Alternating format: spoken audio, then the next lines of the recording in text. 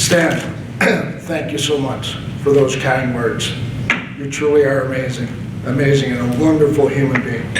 So glad that I know you, and I love giving you a hug too, as well. I'm really honored to be here tonight. I've heard a lot of amazing stories. All people that are, it's all about people that were mentors, coaches, influence. Let me go back one step. I gotta thank Rennie. Rennie, thank you for that wonderful phone call about 3 months ago.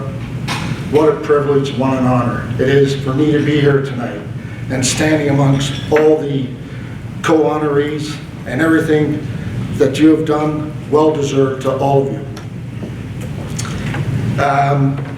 You know, I got a chance to watch the video, and Buzzy, you talk about teammates and what they mean to you, and to hear those guys speak about me really makes me feel proud. Kenny Morrow, Patty LaFontaine,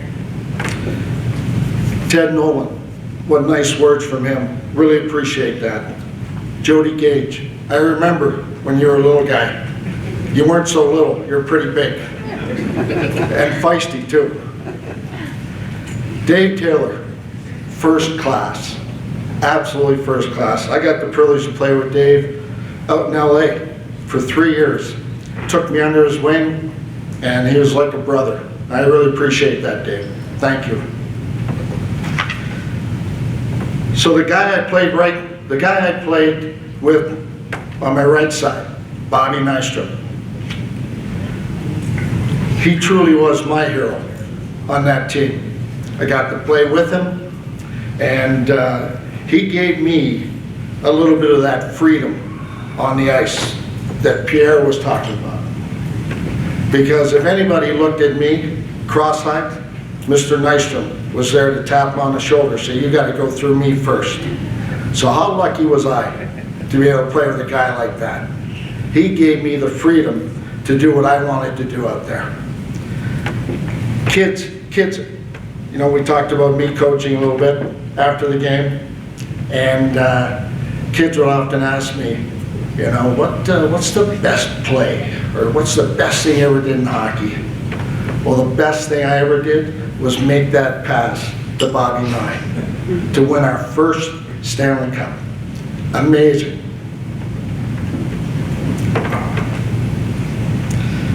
So there's one thing still that's common amongst all of us. The mentors and coaches, and for me, I have to start with my parents. They both worked, and my dad worked in a steel mill for 36 years. I didn't have to look far for an example of a hardworking man. It was my dad. The fondest memories I have of my dad was after he had worked 3 shifts, days, afternoon, midnights. So on his day shifts, and each was 2 weeks long. So on his day shift, we'd go out to the farm because he had a good friend who owned the farm, and we'd do the chores. And my fondest memory of my dad is riding that big kick-ass red tractor, plowing the fields. Amazing, just amazing. I have to thank my brother Ray, since both our parents worked. He's 5 years older than me. He had to drag me around everywhere. So if you think about it, as he got older, he still had to drag me around, and everybody I had to play against were his age. I didn't win too many battles, but I think that's a big reason what helped to toughen me up, is hanging with my brother. So I have to thank my little brother. Wasn't much of a hockey player. He was more of a statistician. And he kind of sat in the sideline. So I had to bring in my sister. And we would tape her to the hockey net and shoot pucks at her.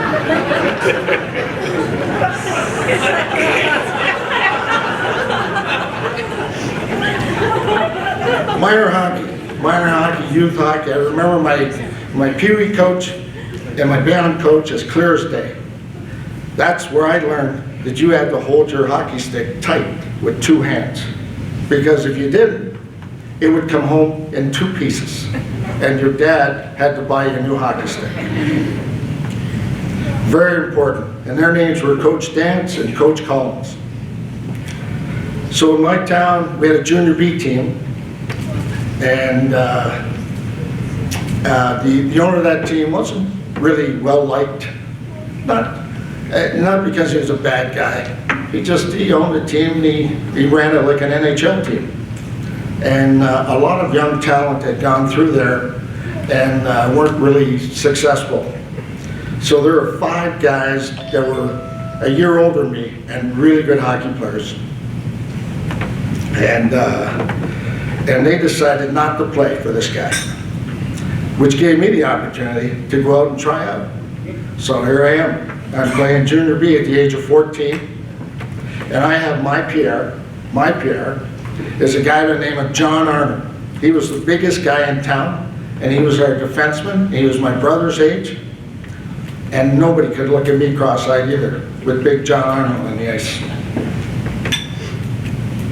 So, moving forward, we get a knock on the door early one summer, and the 1967 Stanley Cup captain of the Toronto Maple Leafs is standing at our door, and his name is George Armstrong.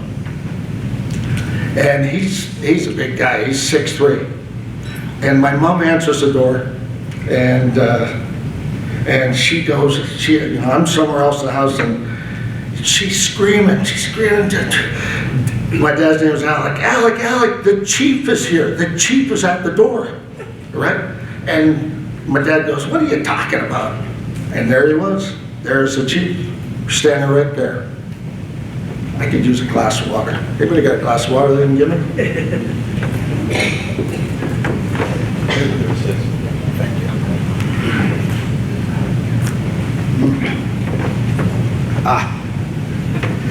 So anyhow, he came in, and I was committed. My brother was playing with the RPI engineers down the road, and I was committed to come play for RPI. And at that time, George Armstrong convinced my parents for me to go to Toronto and play with the Marlies. It was a tough decision because to this day, I have 2 boys that play Division I hockey, and I would make that. I think if I thought about it going in hindsight, I think I would have gone that way, but things worked out for me. So from the Marlies, I go to live with Gus Badali, who became my agent, and his family. And at the end of that first year at the Marlies, I get a chance, I get some interest from the Houston Aeros. And the Houston Aeros want to sign me to a 3-year deal at some good money. So right out of grade 12, here I go, I head down to Houston. And there he is, Mr. Howe, Mr. Gordie Howe, 46 years old. You know, I was at Saratoga Springs at the racetrack today, and Gordie always reminded me of a thoroughbred, like a beautiful thoroughbred horse. He didn't have an ounce of fat on him, and he had these things that went like this. He was unbelievable. What a specimen of a human being he was. So my brother actually gets invited with me to training camp, the first Houston Aero training camp. And we're staying at this hotel, and right across this big field is the arena where training camp's being held. So I'm rooming with my brother, and we wake up, and we're just a tiny bit late. And he said, come on, we gotta go. So we walk out the back door, and we're walking across the field. Now this is a big field. I don't know how many acres it was. And as we're getting closer to the arena, the whole team is standing outside the door. And they're watching us cross the field. And my brother's looking at me like, what are they watching? What are they looking at?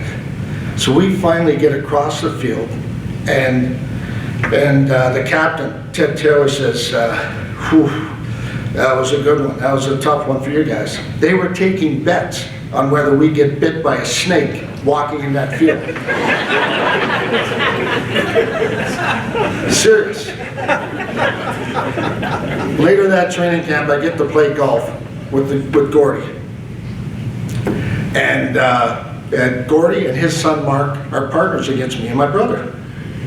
And first tee, we make a bet. We're playing for some money, and the four of us hit. It's a par 4. We're all on the green in 2. And Gordy's away. He's got a pretty long putt, and he hits it to about 8 feet, and then he proceeds to rake it, rest of it into the hole like it's a gimme. I looked at my brother. I said, "I think we're losing money today."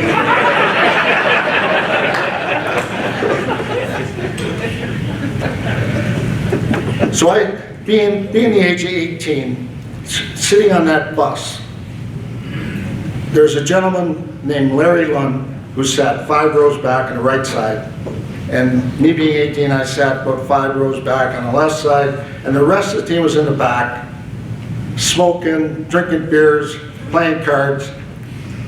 So after a little while, I got antsy. I said, "What am I going to do here? Am I going to go to the back of the bus, or should I talk to Larry Lund?" Because I was curious. Excuse me. I was curious because Larry would come on the bus with a briefcase. He'd open it up, he'd put on his glasses, and he'd look at documents, and so I was really curious. So I made that choice. I said, "I'm going to go talk to Larry." And I said, "Larry, can you tell me what you're doing?" He said, "Yeah, sit down, I'll tell you." And he said, "Take a look behind you. What do you see?" "I see guys having fun. They're having a blast, right?" He says, yeah, but not one of those guys knows what they're going to do next year." I said, "Really?" He says, "No, they don't."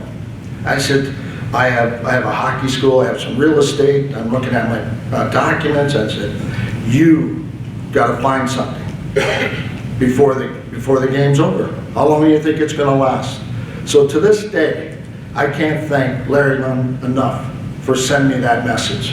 It's helped me with my career outside the game. So, Stan mentioned Jim Devellano. Jim Devellano comes along to watch me play a couple games with the Houston Aeros. We actually, Gus is there, Gus Pedali, and we go out to dinner, and we're not really talking about hockey. We're talking about, family life, what's going on, interests.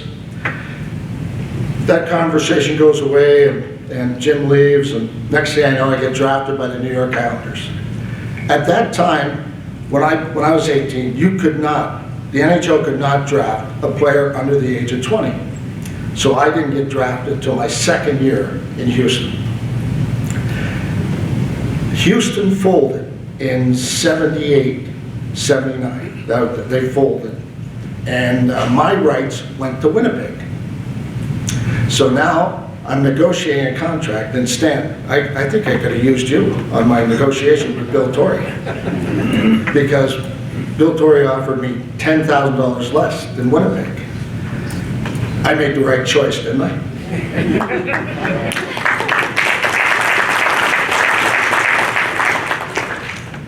So I love talking about the greatest coach ever for me, and it's Al Arbour. Al Arbour, boy, he made you believe he could get the most out of anybody. He knew each individual. He knew who he could yell at. He knew who he had to bring into the office, console, but he figured it out. He was a master. He had a sight chart on every player, and he figured it out. There were times where our team would win 4 or 5 games in a row, and we'd win them convincingly, like 7-2, 7-3, 8-1. The next day at practice, Al would call us to center ice, and he'd start yelling and screaming, "You guys are playing like crap. You guys are awful." And we all looked at each other and said, "What the heck is he talking about?" But Al, that was Al. That was Al. He knocked us down because we were getting too cocky. He found that equilibrium. He always kept us here. And we couldn't get too high. And the minute we got down, he became the nicest guy in the whole world. I have to tell you about an office visit I had with Al. So the first year I was with the Islanders, we lost. We got upset by the Rangers. And the Rangers had a really, really good hockey team. They deserved to win. So that next season, training camp, it's over. And I get a call. I get a message from one of the trainers. Al wants to see you. Oof, oof, oof. I think I'm getting cut, right? So I walk down to the old Nassau, to the bowels of Nassau Coliseum. The offices are tiny and they're not pretty. And I'm waiting in the waiting room and out comes Al. Al's a big guy. Al was 6'2", 6'3". And he says, come on down to my office. So it was a tiny little office, and he had this really, really tiny chair in front of his desk. But he had this really awesome high-back leather chair behind his desk. And I went to sit in the little chair, and Al said, you're not sitting there. I want you in my chair. I said, what? Al, I can't do that. I can't do that. He said, no, I want you in my chair. And he says to me, what's wrong with you? Why are you moping around? I don't know what it is, Al. I don't know. Well, let me tell you, I just had to tell 3 guys, that 3 really good hockey players, that they were not good enough to make this team this year. So why don't you wake up and let's get going.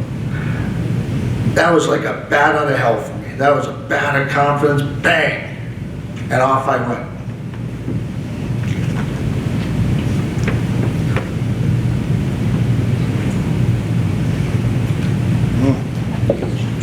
Right. So for me, when that puck hit the back of the net, game 6, overtime, clinching the first Stanley Cup for the New York Islanders, I want to tell you, I'll never forget how things were in slow motion. Just everything was slow. And I couldn't believe how tired I was. I was so exhausted, so tired. When that game was over and we left the building, all I wanted to do was go home to bed. So that tells you what it takes to win. Now multiply that by the 24 guys. Now I say 24 because guys get injured and you need the reserve. But every one of those guys that I played with, I couldn't be more proud of. Because the effort and the role that Al defined for each and one of those guys for our team was right on. And we respected our roles when we went out and did it. There's no bitching, there's no moaning, there's no complaining, no victim. It was straightforward, and that's what it takes to win. And Al taught us that. I'm lucky, right? I'm lucky because I get to look back in my memory bank and the wins and the success. Sure, it's great. But I miss my Islander brothers that we've lost, and we've lost them too early. Clark Gillies.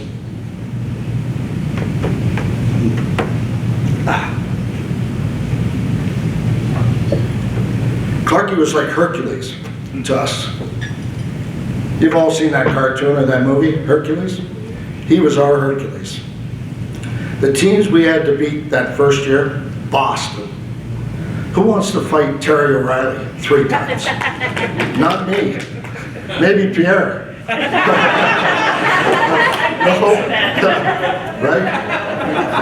My back. Then there's the great boss.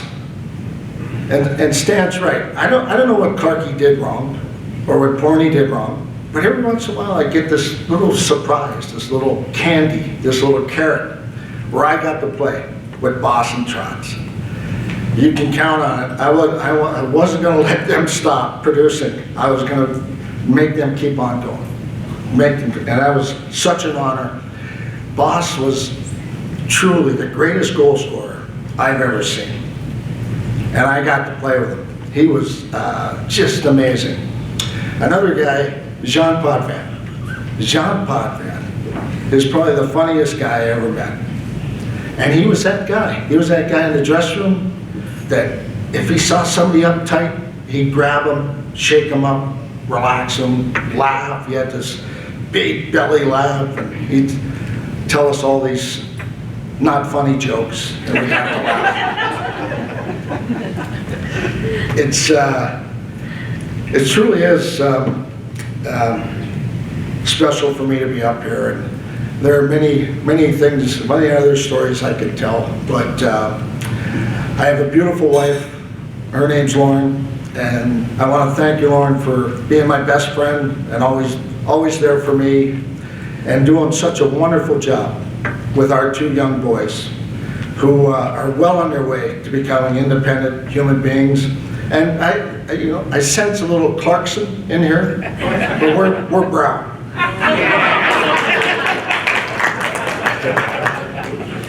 I also want to thank my dear friends for helping me by making the trip up.